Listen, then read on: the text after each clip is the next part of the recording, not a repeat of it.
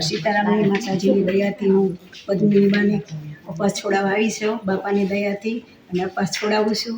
બોલો બજરંગદાસ બાપાની જય, કારવેરવ દાદાની જય, મા આશાપુરા ભવાની માતાની જય.